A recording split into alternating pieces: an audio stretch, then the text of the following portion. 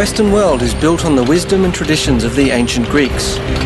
Yet much of what we know about them is based on legend and anecdotes. The Greeks are famous not only for their warriors, athletes and gods of mythology, but for their pantheon of philosophers. And while they didn't seek solutions for practical applications, they did tackle the big picture with a scientific approach. In asking such key questions as where do we come from and where does everything go, how do things work and why, the ancient Greeks were the first in history to look at the world around them with questioning eyes.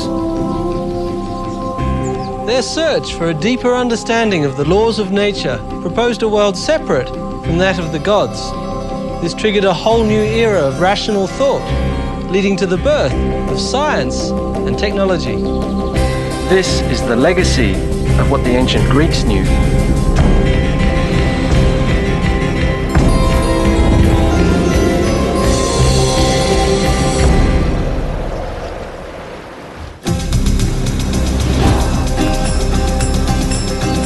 What today is the western coastline of Turkey was once the epicenter of the ancient Greek world.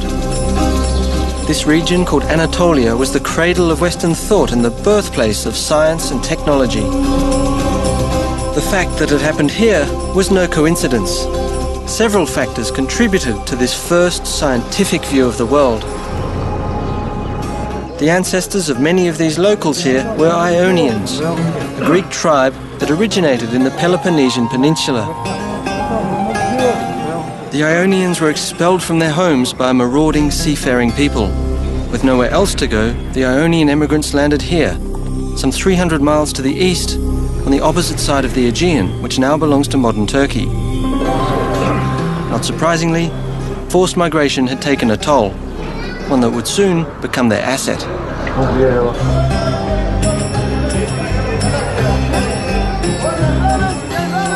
Kaç lira? Kaç lira? 4 lira. 3? 4 lira. Okay. One. Adrift in a strange land, the Ionians had to abandon their beliefs and their ancestors. Over time, this generated a rather pragmatic, rational approach to life, because they could never be sure they wouldn't be driven out again. Having lost everything after fleeing their homeland, the Ionians focused on the future and welcomed new ideas, especially when they were good for business.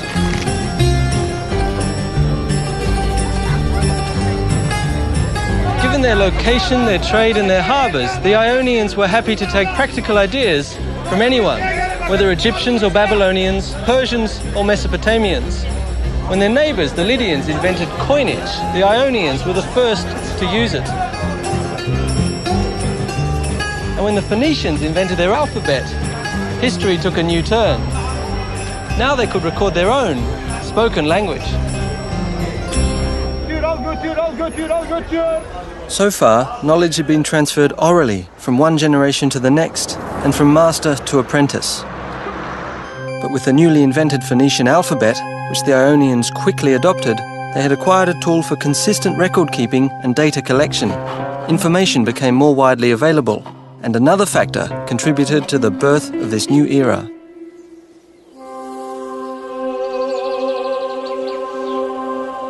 Up until that time, the world was believed to be ruled by gods, who expressed their anger through natural phenomena, filling the ancients with fear.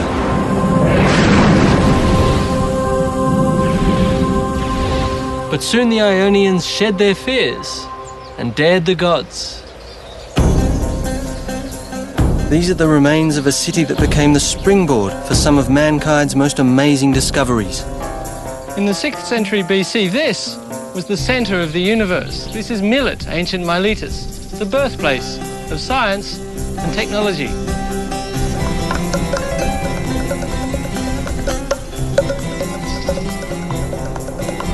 Perched on a hill, the horizon beckons. No longer tied down by their past and drawn to the practical, the Ionians must have heeded the call. I'd heard about one wealthy Miletan who travelled across the Mediterranean and made his hometown world famous. His name was Thales, and on his voyages he gathered not only riches, but information. As far as we know, Thales was the first person to discover the laws of nature, which made him the first scientist and the founder of the natural sciences. His revolutionary observations and insights proved there was order in the world, not mere chaos created by a whim of the gods. During his travels, most notably to Egypt, Thales combined his own observations with those of others. His insights led him to believe that man was not at the mercy of gods, but that instead nature operated like a mechanism, a machine that followed its own inherent laws.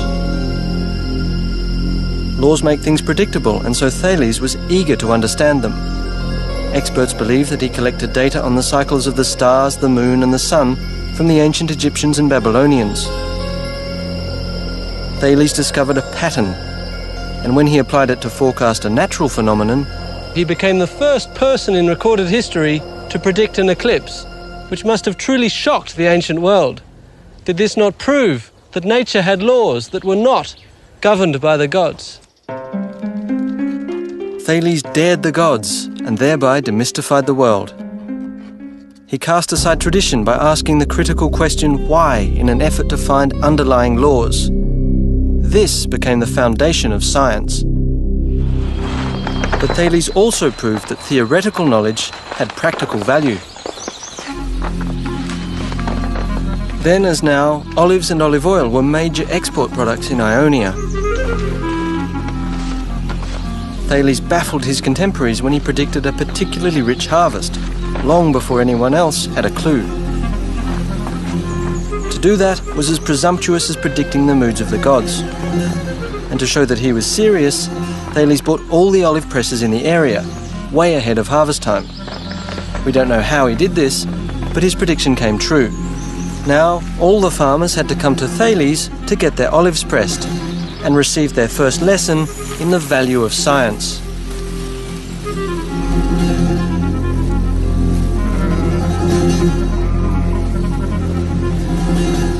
The traditional lines and angles of the rich farmlands around Miletus surrounded Thales. Correlating this observation with similar patterns he'd seen on his journeys may have given him the idea to describe the world in systematic terms, looking for rules that worked in all cases. Egyptian building methods and ancient records relating to angles, triangles and circles may have motivated Thales to formulate his own geometric theories. Thales became the father of geometry. His discoveries form the core of modern science and technology, describing the underlying rules of the physical world.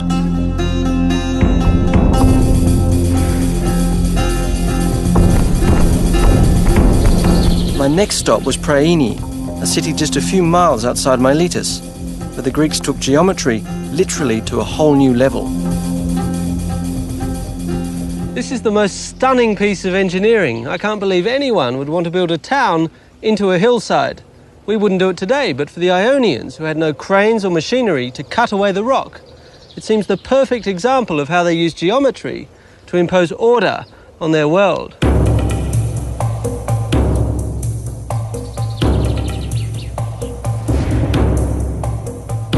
In the 4th century BC, some 4,000 people are believed to have lived here. To organise the city and make it beautiful, the Greeks used a grid system. No one is quite sure how they created these city blocks. One theory says that city planners used a standard set square for the corners and extended the sides with cords and pegs. By measuring the diagonals of the resulting rectangle, they could establish that the blocks had equal sides. 2,500 years later, we still use the grid system. It defines most American cities and towns. But the Ionians applied the grid system ruthlessly, ignoring the steep slope to establish the city's layout along a north-south axis. This way they made use of the sun to warm the city in the winter, while optimizing the city's air circulation to cool it in the summertime. That was awesome.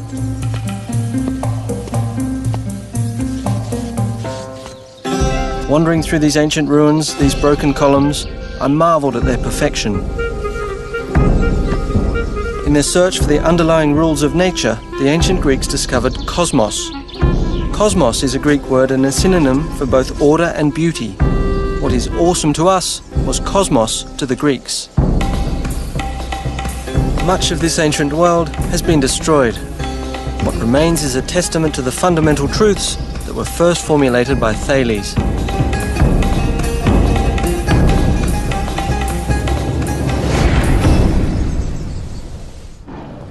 To follow the course of science and technology to its next milestone, I crossed the Aegean to visit another truly groundbreaking site, one which in antiquity was considered a world wonder. It would have been impossible without the application of geometry. What had started with Thales was a new era in which the Greeks replaced myth and traditional dogma with a critical approach, asking the question, why? Observation became more powerful than myth, and the application of the rule the final test. Now I'm in modern Greece, on the island of Samos, once one of the wealthiest islands in the Aegean Sea. Ancient Samos had a booming economy nourished by the sea. In the ancient town of Tigani, now named Pythagorio after one of its most famous inhabitants, the problem of securing sufficient drinking water for its citizens inspired one of the wonders of the ancient world. It lies inside this mountain.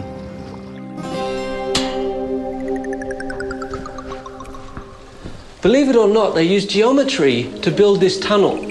I'm in the Eupolinus tunnel, named after the ingenious engineer who designed it. Around 522 BC, the ancients dug their way right through Mount Castro. Water was brought from the Agiades spring to the northern mouth of the tunnel. About 5.5 feet in diameter, it follows a 3,300-foot-long course through solid limestone. But what's special is that it was dug from two sides. Nothing special, you may think, but it's fantastically unlikely that the two shafts would meet in the middle. A little further down there is the point where the two halves of the tunnel meet. Unfortunately, no record survives as to how Eupolinus did it. Today, most scientists agree with the theories of the famous Hero of Alexandria, who lived in the 2nd century AD. Here's how Hero said Eupolinus did it. Ancient engineers measured the distance around Mount Castro using right angles. All eastward distances minus the westward ones equaled one side of a right triangle.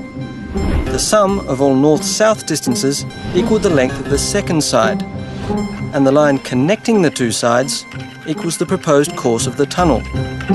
By sighting along smaller right triangles aligned at each entrance, Hero believed they used markers to maintain the tunnel's course. Unfortunately, the midsection of the tunnel where the two shafts meet was closed for fear of a cave-in, but I was told the precision of their measurements was astounding.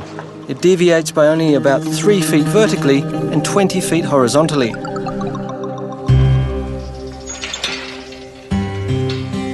I can't believe that just with picks, hammers and chisels they dug out 250,000 cubic feet of rock. It's estimated it took them 10 years and 4,000 slaves to get it done. And where the water had to go was down there. From the southern mouth of the tunnel, the water then ran through an underground conduit into the ancient city of Pythagorio, the city that became known not only for its refreshing mountain water, but for its most famous son, Pythagoras. With engineering and technology in the forefront, it was here that science made a giant leap.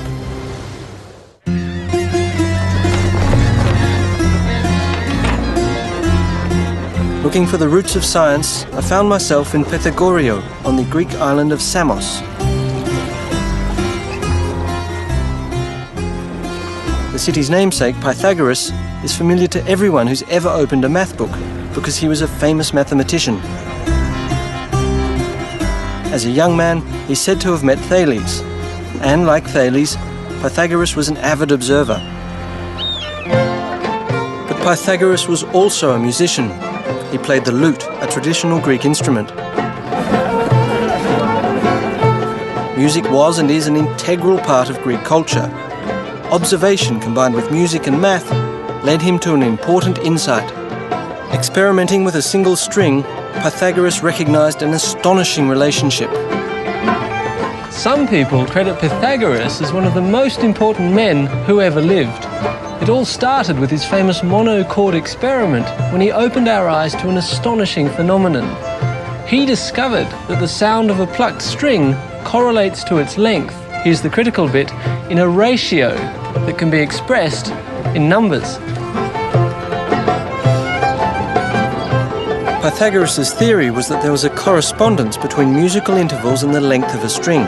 He connected musical consonances to simple ratios. These ratios represent the different tones in music.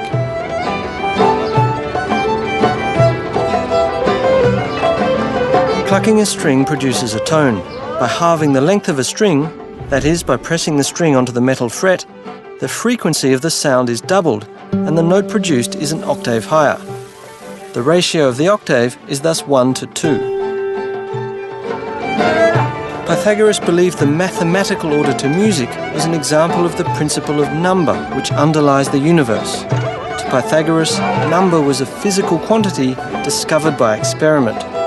Order and harmony, beauty and proportion, expressible in mathematical numbers, that was the idea of cosmos.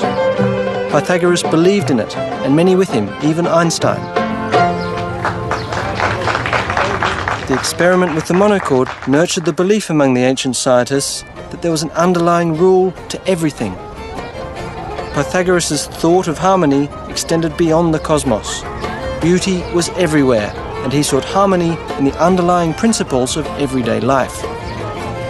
In his schools across Greece, Pythagoras taught seminars on harmony from within, following the theory of a healthy mind inside a healthy body. Inspired by Pythagoras, I was intrigued with the beginnings of Western medicine as a science, another area where the ancient Greeks led the way. This meant a visit to the Peloponnese, the original home of the Ionians, today an hour's flight from Samos. Asclepius, the ancient god of healing, was the focal point of a cult that swept over Greece in the 5th century BC. Most every town had an Asclepiad sanctuary dedicated to the health of its citizens. The renowned healing centre I'd come to investigate at Epidauros was the largest. It was famous for its cures. Whether you were lame, blind or suffering from kidney stones, this was the place where you'd go. Evidence indicates that sacrifices, prayers, rest, diet, clean water and fresh air were the main prescriptions. Sounds pretty good to me. Asclepian sanctuaries became the forerunners of our modern health spas. But the ancient Greeks also pioneered the healing power of the mind. The Asclepiads were popular for their psychoanalytic practices. What the shrink's couch is to us was for the Greeks a visit to Epidauros. This theatre at Epidauros was a famous place to relieve anxiety. Its size speaks to how popular the Asclepiad cult of alternative medicine was. With 15,000 seats, it was almost the size of the theatre in Athens, which at the time was the largest in ancient Greece. Going to the theatre was part of the cure. According to the ancient Greeks, living out your emotions through theatrical performance had a purging effect. The theatre was more than a place of entertainment. It was a place of catharsis.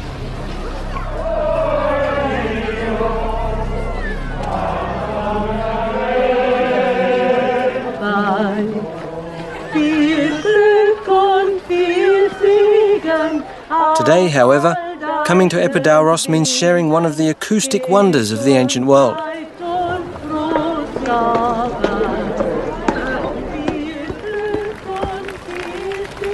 I'm 74 feet above the stage, yet I could hear the sound of a pin drop or a match strike. The discovery of how sound waves travel influenced the design of the theatre. And this is how it works. Built into the slope of a hill, 55 rows of steeply banked benches are arranged in a perfect semicircle, 177 feet across. Because sound waves travel in a circular motion like ripples in water, they radiate symmetrically out from the stage. The initial waves enhance later ones as they reverberate off the stone structure. This exceptional capacity for sound reinforcement accounts for the theatre's superior acoustics. Whether exploring the human psyche or building a theatre, the ancient Greeks sought to turn the abstractions of nature into rules that could guide their lives. Diet was a major concern, at least among the upper classes. This was Hippocrates' health formula. Fat people, or those looking to reduce, should do hard work on an empty stomach and then eat rich food while still out of breath from the exertion. One should eat only one meal a day, shouldn't bathe, and sleep on a hard couch. And the most startling recommendation was to walk in the nude as much as possible. All those who wish to gain weight should do the opposite. It's what the ancients knew. What can I tell you? Athens echoes with the achievements of its ancient founders like no other city in Greece. Here, the ancient Athenians built their most sacred temples, lending form to their gods, creating homes for them in stone with an astonishing sense for beauty. While we might appreciate their outward beauty, the ancient Greeks understood that beauty had an underlying formula. They knew the secret to beauty was proportion, which later generations called the golden section. Simply put, a straight line is divided into two unequal segments so that the ratio of the whole line is to the larger segment as this segment is to the smaller. This subdivision is called the golden section. The same ratio can be used to create a rectangle as well as a natural spiral when a portion of a circle is inscribed in each section of the golden rectangle. For many, the golden spiral reflects a pattern in nature. The Greeks' insights into ratios led to one of the greatest architectural achievements in the ancient world. The Parthenon was legendary even in antiquity.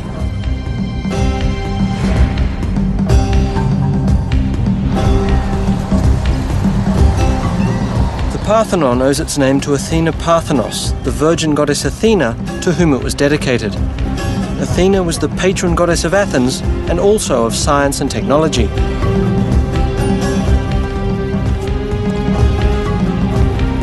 The ancient builders used neither mortar nor cement.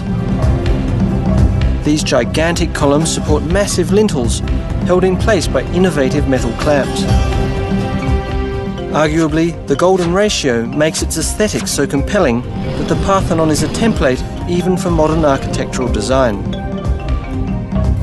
Although the temple is considered an icon of perfection, I'd heard that the architects and builders had tweaked their design to ensure the impression of perfection just to play it safe. From observation, the ancients knew that a column of the same width, top to bottom, appeared narrower towards the top. To make their columns appear perfectly straight, they tapered them. Using tricks like these, they made sure the temple appeared absolutely perfect.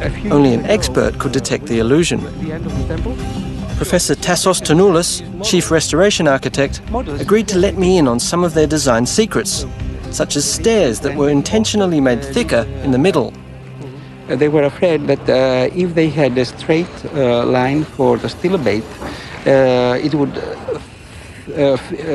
would seem sunk in the middle with all the weight at the top. That's an optical illusion you're talking about. Optical illusion, yes. Also, it seemed that they thought of each architectural part of the building to respond like a living creature. So, with all the weight of the superstructure, the column has this bulging in order to express the pressure from above. I see. In other cases, let's say, although all the superstructure, the entablature as we call it, is leaning inwards following the same diminution to the top, which gives more stability to the volume of the building, each face of the bands, which are the ornaments of the architectural members, are leaning outwards so that the design which was painted on it could be seen better from below. Ah. Is each column the same as its neighbor? No, according to the design of the temples or these Doric buildings, the corner columns are wider, thicker than the inner ones, so that they look stronger because they are at the corners. So what you're saying is really it's not just one optical illusion, it's a whole series of optical illusions. Yes, corrections or optical illusions are everywhere, from the very bottom to the very top of the building. All the temple is curved. I mean, there is no straight line on this temple.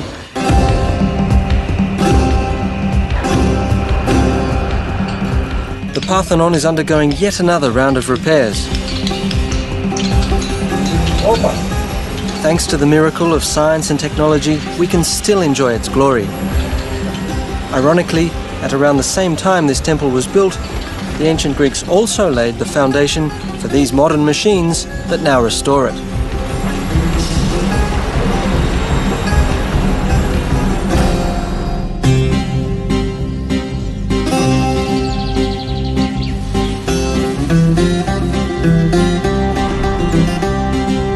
The Parthenon is one of the most magnificent structures left to us from ancient times. As I watched the restoration work at the Great Temple, it struck me how much the ancient Greeks contributed to our world. From Pythagoras' discovery 200 years earlier of the correlation between nature and numbers, the ancient Greek scientists had come a long way. Their insights led to Archimedes' discoveries of the principles of mechanics.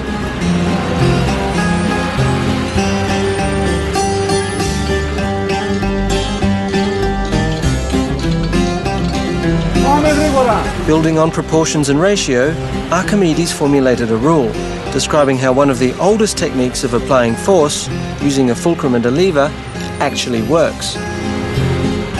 Archimedes calculated that to move a 1,000-pound boulder, it would take only 55 pounds to do the job.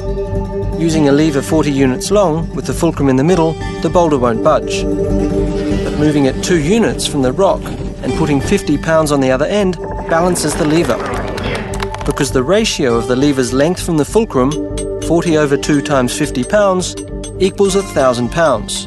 Add 5 pounds, and Archimedes could put his boulder just where he wanted it. What Archimedes' law says is, in essence, the longer the lever, the easier the job.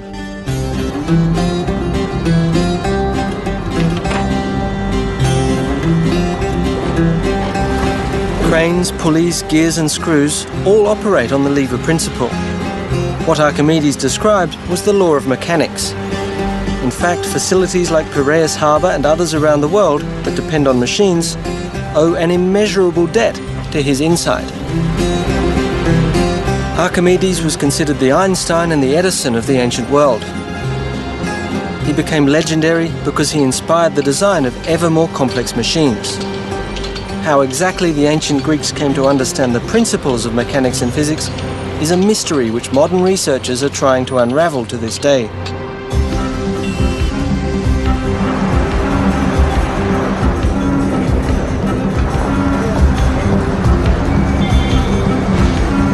In Athens, I visited the second International Conference on Ancient Greek Technology at the War Museum, where scientists and researchers from around the world were exchanging their latest findings. They were all looking for more clues, and so was I. Can we take it? Yes. I will try to pump. It was clear that many ancient machines operated on the lever principle, like this pump whose roots go back to the 3rd century BC, to the Greek Zeuxippus, the father of pneumatics. It's actually a very powerful pump, isn't it? In this sacred water dispenser, a pivot point replaced the fulcrum, showing how the ancient inventors began to create more complex devices.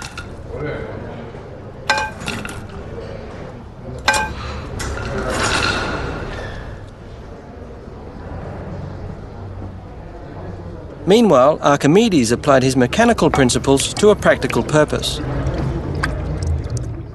This device is an Archimedes screw. It's a simple but ingenious machine. All it is an inclined plane, here in the form of a plastic tube. As the screw is turned, the plane, the tube, carries water to the top. There it comes. The Egyptians used the Archimedes screw to lift water from the Nile to irrigate their fields. Today, many people think that Archimedes was the first who took the step from simple to more complex machines. Evidence that the Greeks had already developed complex machines began to surface only a century ago. In 1901, a shipwreck was found off the coast of Antikythera, one of the Ionian islands south of the Peloponnese. It revealed for the first time how vast the ancient scope of insights and knowledge must have been. The sculptures found in the wreck were dated back to the 1st century BC. They reflected an unparalleled level of craftsmanship and artistry. Overshadowed by the beauty of these statues, the fragments of one of the biggest scientific discoveries in ancient history remained undetected until 1976. This amorphous lump was covered with marine growth, but X-rays conducted in 1993 revealed complex gear wheels inside. With a mechanism this old, the big surprise was that there were gear wheels at all. They weren't supposed to have been invented until some 1,500 years later.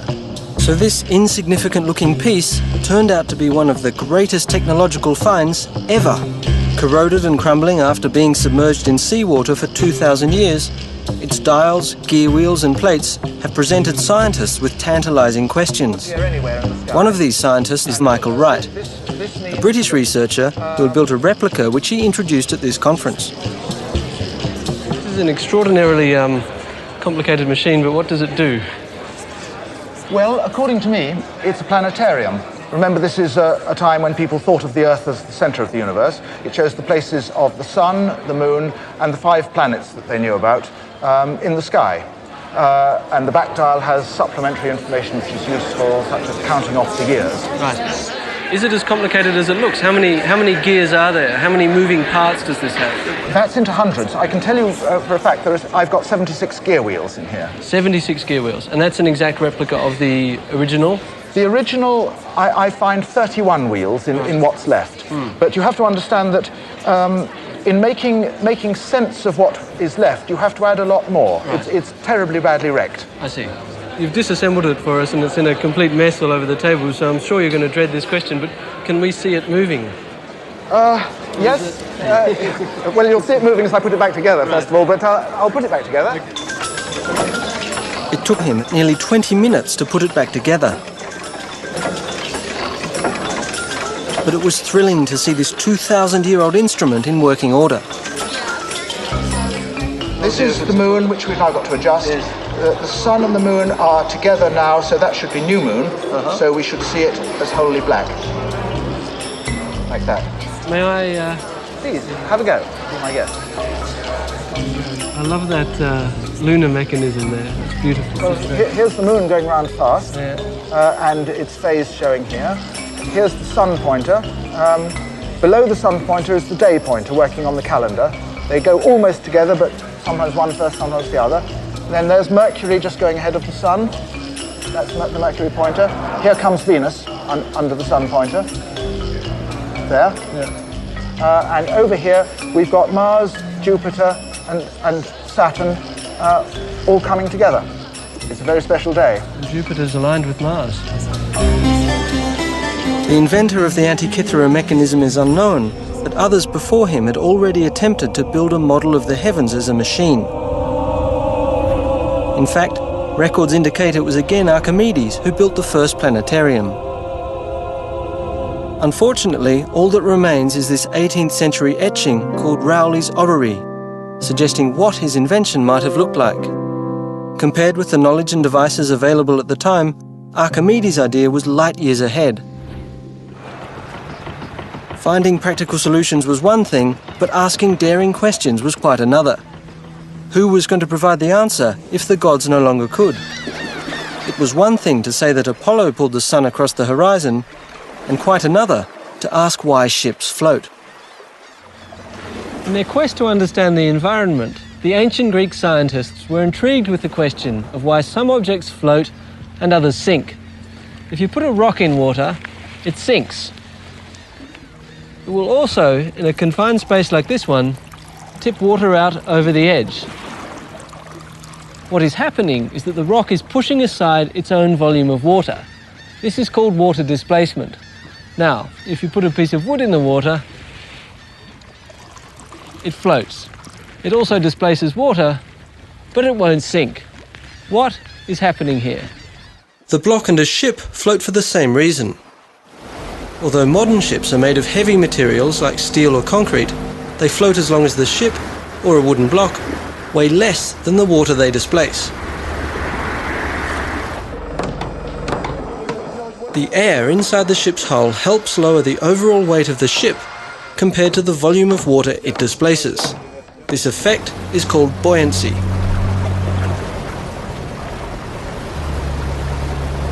When Archimedes understood the principle of water displacement, he is said to have run through the streets shouting, "Eureka!" meaning, "I found it." But his legacy was far greater. While Archimedes gave us the fundamental principles from which modern technology is derived, another Greek invention was recently resurrected and tested after being lost for 1,000 years at sea. It was a trireme, a warship, renowned for its speed and lethal impact.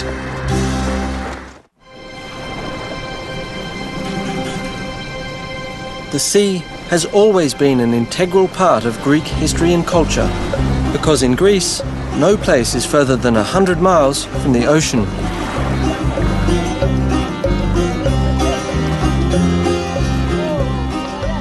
Much of the country's wealth is attributed to the ancients' ability to master the seas, be it for the purpose of trade and commerce or for warfare. Zea Marina in Piraeus, just minutes outside Athens, speaks to this tradition. In ancient times, these yachts would have been warships, because this is where the Athenians built and moored their legendary fleet. The National Ship Museum was just around the corner. Recalling different times, the ships that were docked here spoke to Greece's long naval tradition. Along the way, I bumped into an old friend. That says Thales of Miletus. I was looking for the replica of one of their most successful warships.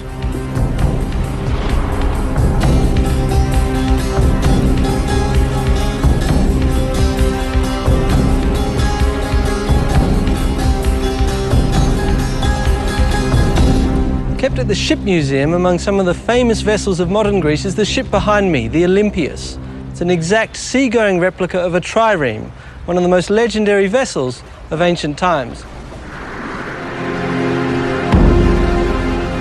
Ships like these became the pride of the ancient Greek navy and the terror of the Mediterranean Sea. All we know about triremes comes from the playwright Aeschylus, the founder of Greek tragedy. In his eyewitness report, he tells us of the triremes defeating the Persian invaders in the Battle of Salamis, despite being severely outnumbered. No original trireme pieces were ever found, let alone an entire vessel.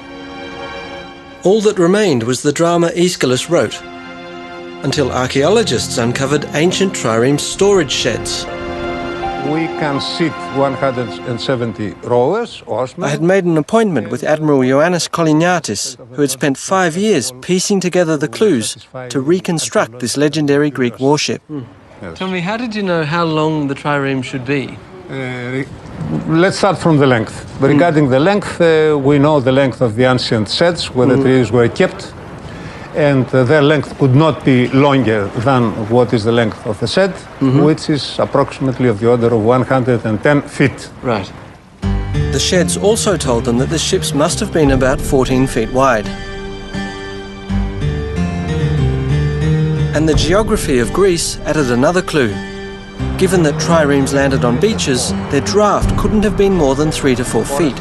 But also practical experience gained during the reconstruction process, together with ancient records, helped shape the picture of what the legendary warship must have looked like.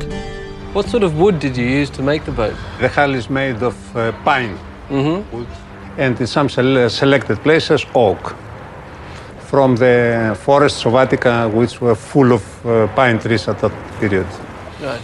Pine wood and a shallow keel made the trireme particularly fast and agile, allowing the ancients to skim across the water, almost like a hydrofoil.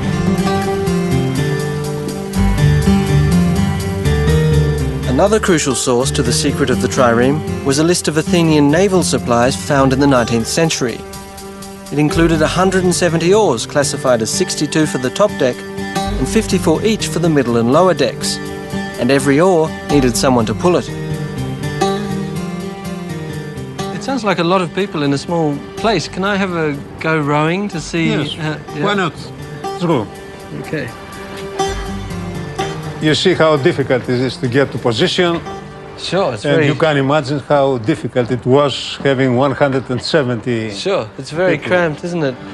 Yes, very congested. Now you're going to take one of the top decks. Yes, the difficult one. The difficult one. As I'm a beginner, huh? I'm going to take a middle one. It's actually not so bad once you're in, is it? So you see, I have to have much more inclination to reach the water, Uh-huh. and you are more level.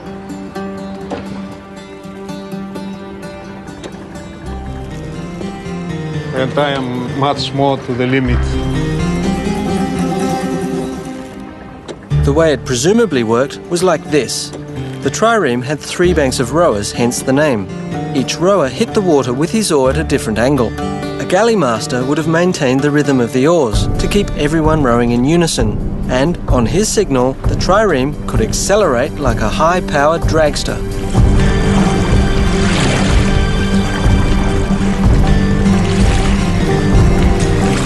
Using all these clues, the Olympias was built. And in 1988, trials were conducted to see if the replica measured up to ancient accounts. A crew of athletes and professional rowers was trained and took to the waters of the Aegean. In the trials, how long did it take you to go from a standing start to maximum speed? From a standing start, during the trials we did with the replica, it took 37 seconds. And what was the maximum speed that you could get when you had a fully trained crew, all oars, going full steam ahead? From historically the data, we knew that the maximum speed should be of the order of 8.5 knots, and this has been proved also during real trials we carried out with the replica. And our crew was capable of keeping this speed for approximately half a minute. Then they have no more power to keep this. Really, then they were exhausted. As the test showed, the endurance of the Greek navy remains legendary. Maintaining an average speed of 7.5 knots, that is roughly 9 miles per hour, for 24 hours certainly seems more legendary than realistic. But then again, these were warships and their speed was a matter of life and death. Higher speed meant higher impact, and speed was crucial for the trireme's primary weapon, the battering ram. Forged by the ancient Greek metalsmiths, it was used to tear enemy ships in half. It was made of bronze. Having this as a major weapon, through the ram was exerting a force on the enemy vessel of the order of 65 tons. So all that power, that 65 tons, was concentrated in this point. Yeah, this is correct.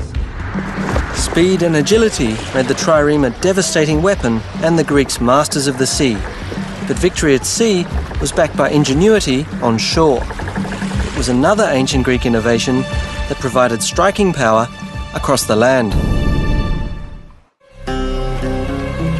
The Mediterranean Sea brought prosperity to the ancient Greeks, and it also brought conflict. When Greek settlements on the other side of the Mediterranean were in danger, quick deployment of the trireme fleets was crucial to maintaining control. I'd heard that some remnants of their innovative solution had survived. To get to this site, I passed through the 4-mile-long Corinth Canal built in the 19th century.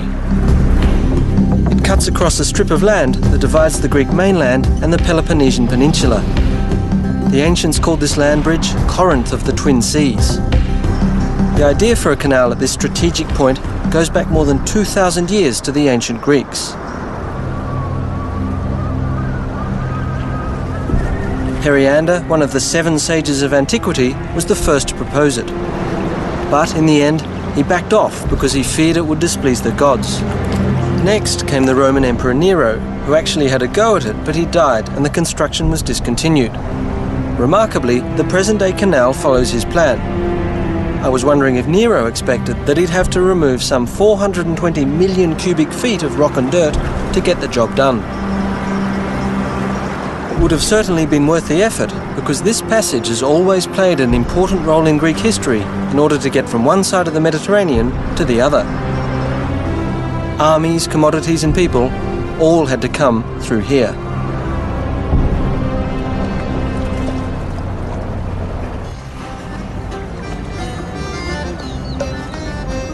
But it was way back in the 6th century BC when the tyrant of Corinth, Periander, built the Diolkos instead of a canal.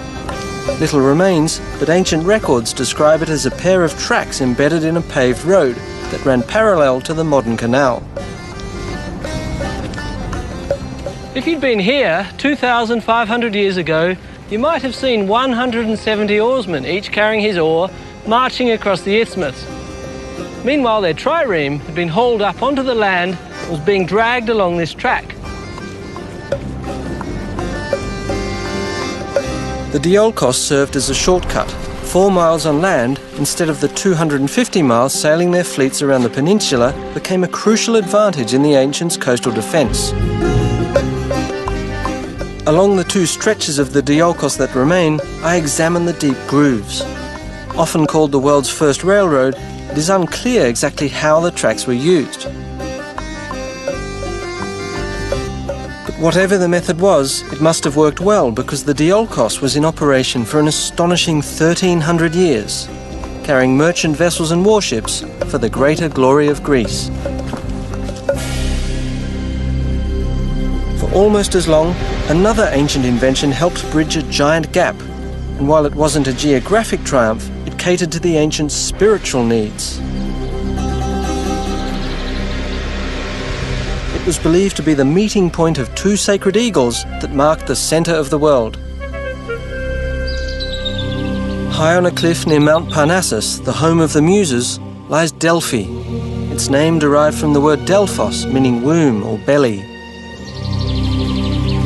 Within the ruins of Delphi's vast temple complex, I found a replica of the omphalos, the stone that symbolised the navel of the world. But something far more ominous had drawn me here, like thousands of visitors for the past millennia. From around 750 BC, Delphi was world famous for its oracle, a place deep in the temple of Apollo where worshippers could ask the god about their future. Questions were answered by the priests, who interpreted the responses of a female vessel through whom Apollo spoke. Surprisingly, modern research has revealed just how much the Delphic prediction relied on a scientific method. It's a little-known fact that the priests of Delphi relied on hard data and concrete knowledge. Fragments of information about foreign customs, politics, even the weather were systematised in a sort of interdisciplinary think tank of about 90 priests.